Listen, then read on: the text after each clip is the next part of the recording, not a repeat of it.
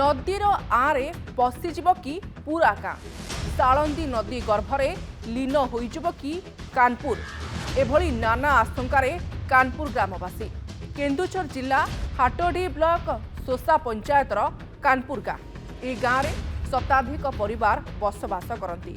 गाँ को लागिकरी बहिछि साळंदी नदी ए नदी आरे लीन हो सारा 10 रु अधिक लोकों घर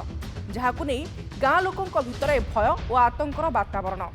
माटी अतड़ा धसवा जोगु साळंदी नदी को लगी रही लोकंर गुहाल शौचालय घर आदि भुशुड़ी पड़ुछि फल घर को लगी नदी जाए एक विराट शून्यस्थान सृष्टि है जहाकु नहीं भयभीत हो पड़ी स्थानीय बासिंदा तेबे 1999 मसीहा महाबात्या पर बदली जाइथिला साळंदीर गतिपथ प्रतिवर्ष नदी कूल खाउथबारु भूस्खलन होई एभली परिस्थिति सृष्टि होइछि जलसंपद विभाग पक्षरु नदी पार्श्व मात्र किछि मीटर दूर रे एक कंक्रीट वाल निर्माण करा जाइथिला जहा समुद्र को संखे सदृश ताहा लोकंक घर को सुरक्षा दे परिला नाही प्रतिवर्ष किछि किछि घर नदी गर्भरे लीन हेउथबारु संपूर्ण गाँ नदी आरे लीन हेबानी आशंका सृष्टि हेलाणी प्रशासन पक्षरु यथाशीघ्र एने कार्यानुष्ठान ग्रहण करने को ग्रामवासी निवेदन करिसेंति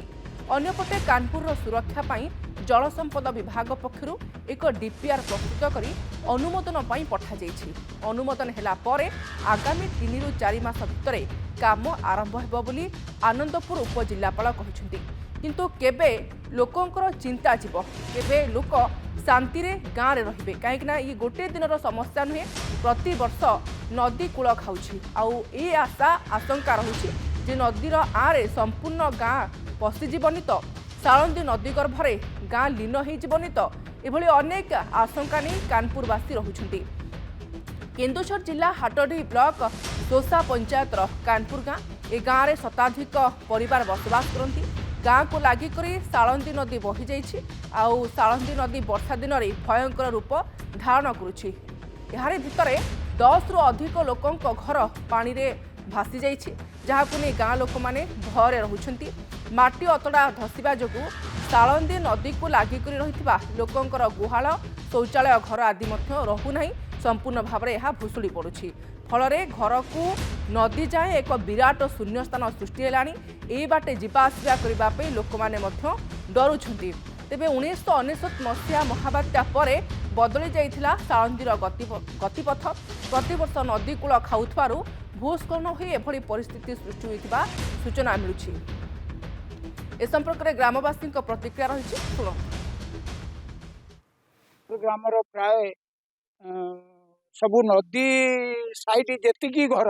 प्राय तो 100-200 घर खंडे हम सी प्राय भूस्खलन जुगे नदी गर्भ को जा सारा सरकार को अनुरोध करुच्छी कि आम गाँ को किभली भाव सुरक्षा देवे से टिके नजर दिंतु एवं आम कानपुर गाँव को रक्षा करूँ किंतु राति आम शोला बेले चिंता करुचे आम राति केमी शोमु दिन को गोटे थर वर्षा है 2 बेन खसी जाऊँगी किंतु आम भावुँ जे कौन करूँ केमी रहीमु आम मुख्यमंत्री जनाऊँ जे यार प्रतिकार शीघ्र करंतु अतड़ा खसुची प्रायतः 30 फुट तल को जाई साइलान आमर गुहाल घर लाट्रिन घर सब जाई साइलान खाली बाकी अच्छे तो आम रोहुथिबा घर आम घर भी फाटिबा आरंभ हेलानी आम रातिर पूरा ग्रामवासी भयभीत अवस्था तेणु प्रशासन को आम अनुरोध करुचु आम प्रति किसी कार्यानुष्ठान ग्रहण करा जाऊ आसंतु देखंतु आम कथा टिके बुझंतु 2 बखरा घर ऑलरेडी जाई सारी ए गत वर्ष जाई सारी ए वर्षर जो वर्षाटा कंटिन्यू चलिकी रहिला से वर्षा रे जो गोटे घर जोटा अच्छी सेटा भी तलपटू खाई गलानी 50 भाग नौटी पड़िलानी आउ ए होची तार किछि गोटे प्रतिकार करा जाऊ सरकार को आम अनुरोध करुचु प्रशासन को अनुरोध करुचु केन्दुझर जिलापाल को अनुरोध करुचु ग्रामवासी पक्षर यार गोटे स्थायी प्रतिकार करा जाऊ गोटे रिंग बंध करा जाऊ किंबा पथर पेचिंग करा जाऊ एवं प्रोटेक्शन वाल करी ग्राम को सुरक्षा दिया जाऊ मोस्ट प्रोबेबली हमर 2-3 मास भितर सेटा सैंक्शन होगी आसिला परे से माने से कामटा आरंभ कर देबे आ मुख्यतः होची कि वर्टिकल जो स्लाइडिंग होची तळे जो किसी सीपेज रो प्रॉब्लम इशू होची बोली से कहते एक्सपर्ट टीम भी आसबे एक्सपर्ट टीम आसिक देखला परे से काम जोटा प्रोजेक्ट प्रपोजल अच्छे से काम उपरे से माने एनी हाउ ताको विदिन 2-3 मंथ्स सॉर्ट आउट करबा पे मते आश्वासन दैछन। ए संपर्क में आलोचना करने आनंदपुर लाइव रिपोर्टर दिलीप मिश्र जोड़ी होती। दिलीप, एबे कानपुर पाई विपद साजिछि साळंदी नदी संपूर्ण भाव में लोकंकर प्रतिक्रिया आम शुणुलु एवं भयभीत अवस्था से रहुचंती कौन कहिबे याकू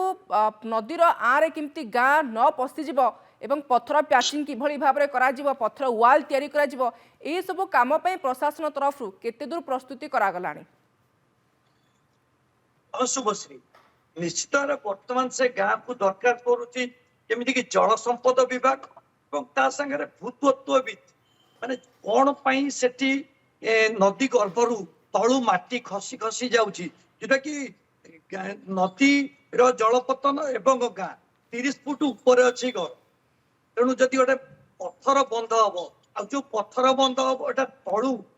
पाइलिंग जदि 20 फुट 25 फुट तलू पत्थर बंधटा आसवा दरकार टोटाल गाँव रोटे रिंग रोड भाया गोटे पत्थर बंध हवा निहाती दरकार जो भूतत्वविद एवं जल संपद विभाग उभय विभाग मिलित ये तार मूल को दिवा दरकार जमीती आगामी दिन में जो भूस्खलन हम ना तार व्यवस्था करिया दरकार। प्रशासन आम जहाँ उपजिलापाल सहित आलोचना करूँ उपजिलापाल कहवा कथा जो जल संपद विभाग निर्वाही जंत्री अच्छा सहित से उपजिलापाल आलोचना करते गोटे डीपीआर प्रस्तुत होती किंतु से जो डीपीआर टी प्रस्तुत होती केते दूर काम लगे कारण भूतत्वविद न आसला पर्यंत कारण कौन पाई से तलू तले कौन अच्छी से माटी परीक्षा करने दरकार से जो तलू कौन पाई माटी धसी धसी जाऊँगी कारण छोटिया किसी अंश बर्तमान पत्थर गोटे वाल छोटिया वाल हो सारी कि जो वाल होता भी धसुची माटी आटा 19 बात्या परठू जो नदीपथटा बदली जाती 2015 रु आरंभ होता भूस्खलन 2014-15 2019 एवं जो लगाण वर्षा सब लगी रही 2-3 मास धरी यही भितर से 10 जन लोक घर पाइखिना घर एवं गोरु गुआल एवं 2 जनकर घर संपूर्ण नष्ट हो सारा आउ गोटे जनकर घर आम जहाँ आलोचना करें बाइक भी देखते से राति भी शोई पारना कारण बर्तमान जो भूस्खलन घर पर्यंत पहुंची गलानी जो ये समस्या दिलीप गोटे दिन नुहे बा गोटे वर्षर नुहे वर्ष वर्ष धरिकी वर्षा दिन हेले समस्या द्विगुणित हो जाउची लोकंक दाबी तो आमे शुणुतलु प्रशासन तत्परता कौन देखुचंती? तो निजे उपजिलापाल मो पाखरु जेतेबेले खबर पाइले तापर निजे से घटनास्थल को पहुंचिकी निजे तदारक करछंती एवं जो जल संपद विभाग सहित भी आलोचना करछंती। ठीक अच्छे आपण सूचना अनेक अनेक धन्यवाद। दिलीप मिश्र रिपोर्टर आनंदपुर लाइव रे जोड़ी होते ए संपर्क में सविशेष चर्चा करुले।